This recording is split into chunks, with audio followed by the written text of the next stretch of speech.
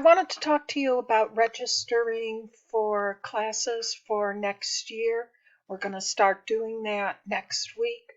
I know I talked to you guys about the choices between either signing up for APUSH or for Honors US History before, but I just wanted to go over again the criteria. So you have these two choices. You have to take American history. APUSH is 1 year, and then you will have to take an elective in your senior year. Honors US History is a 2-year course. If you have room in your schedule, you can still take electives in your 12th grade year.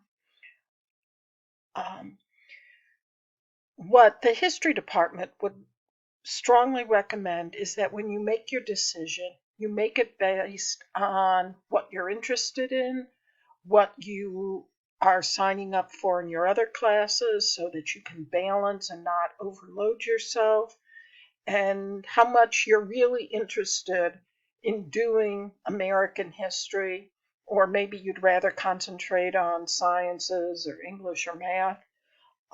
Don't base it on one being 2 years and one being 1 year. You're going to need to look at your entire schedule.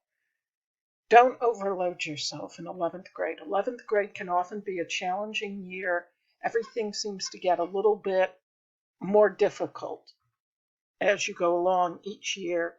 And a lot of kids report that they really feel that they've taken a step up in challenges and how much time things take.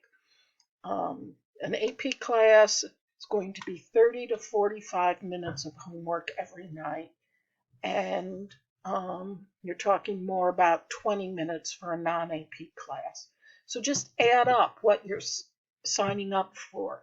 Add in, do you spend a lot of time on an extracurricular? Do you have a job? Do you do a sport? Are you going to be in the play? And just figure out how much time you're going to have. And do you really want to stress yourself out by signing up for too many APs? For each one of you, what number of AP classes is too many is an individual decision.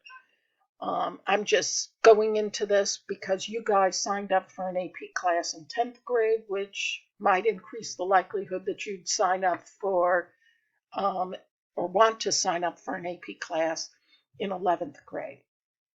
The 2-year class, the honors class, the first year is covering up through the end of the Civil War and Reconstruction, then the second year is going on to the present. It has a lot of pluses, that because they have 2 years, they can go more in depth on cultural history, they can work on writing skills, they can take time for a field trip, look at music, food, movies, things that we don't have time with in APUSH. In APUSH, we got to get through up to about the 21st century by April in order to have time to review for the AP exam. So we're going chop, chop, chop. And a lot of times I really love to stop and go more in depth or discuss things, and I just can't do it because I'm worried about not having time at the end to review. And that said, I teach APUSH. I love teaching it. I love American history. If history is your thing, particularly American history, that's something you will be interested in. It typically involves 12 to 15 pages of reading in the textbook every night, plus reading primary documents. And especially in the first semester, some of those documents are a little bit hard to understand because they're written in 17th, 18th, 19th century English. They get a lot easier once we get up into the 20th century. Also, there is a research paper where you're going to have to read scholarly articles that were not written for high schoolers. These are articles that were written for other professional historians or college students.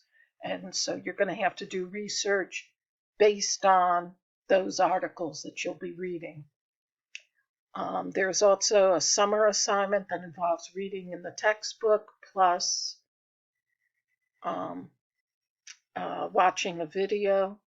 I'm just pausing right here because I don't know how we're going to arrange that um, if we don't get back to school over the summer. So, but there will be a summer assignment or something. Okay. Um,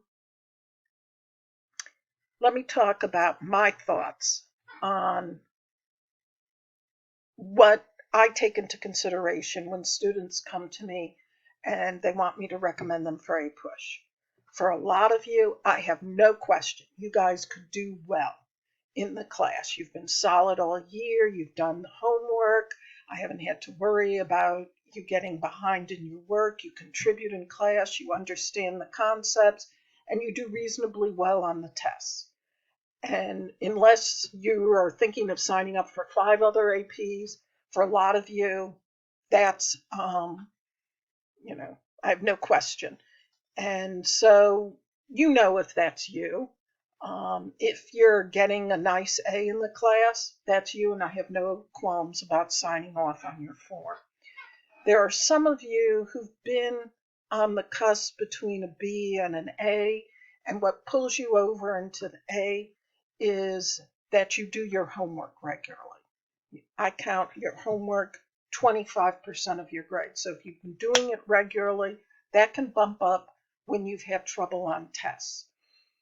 And so those are the kids I'm a little bit concerned about. I don't want you to sign up for a class that's going to stress you out the whole year. I don't want you to always feel like, oh my God, it's another test in that class and I'm not going to be able to do well and my whole grade's going to go to disaster land.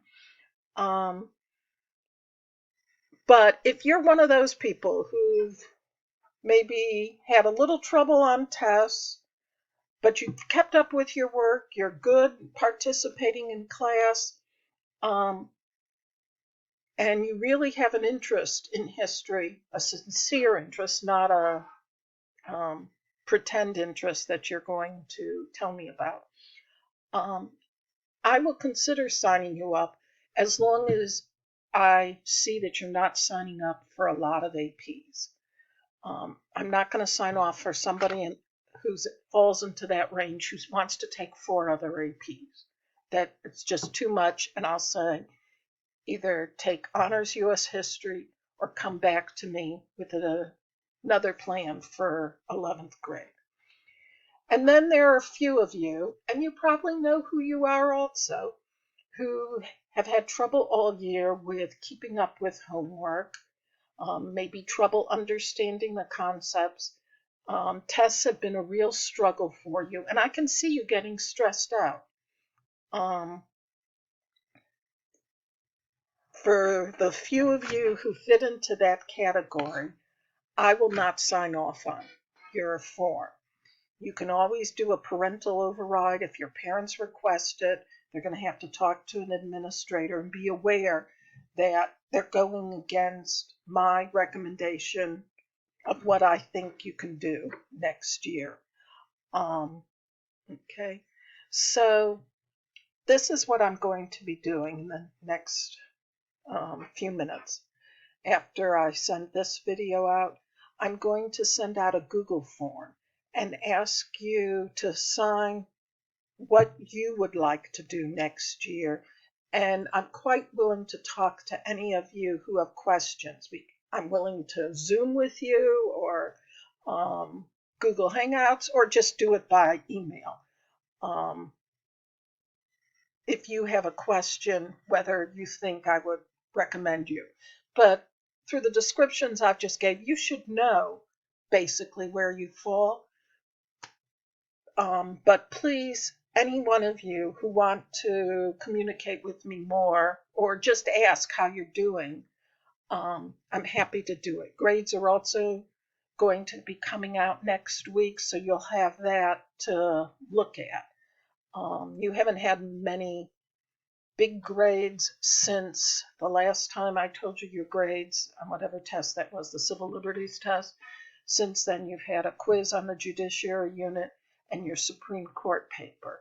And so you can ask me if you have a question about your grade, but to tell you the truth, I haven't entered in the last couple weeks of things you've been doing while we've been out of school. But I'm going to try and get that done soon. Okay, so those are my thoughts about what I'm advising for next year. If you have any questions, just contact me. Bye bye.